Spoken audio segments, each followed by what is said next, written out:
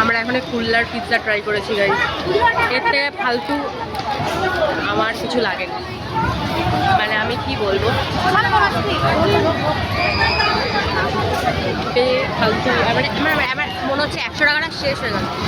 পাউরুটির কি খেললাম, এটা পাউরুটির সাথে একটা টমেটো সসের স্বাদ, একটা মানে আমাদের মনে ছিল না একটা মেলা যাচ্ছি সুন্দর ভিডিও হয়ে যায় না। আমরা মেলা ঘোরা হয়ে গেছে, তারপর আমাদের মনে পড়েছে, মানে আমার মনে পড়েছে মেলাটা খুব ভালো, আলাদাই ভালো।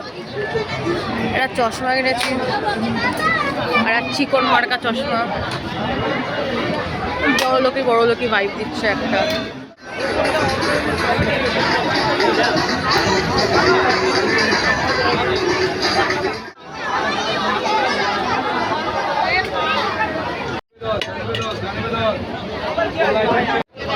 এরকম চাটে নিয়ে মেলা ঘোরা আর কি যে মজা।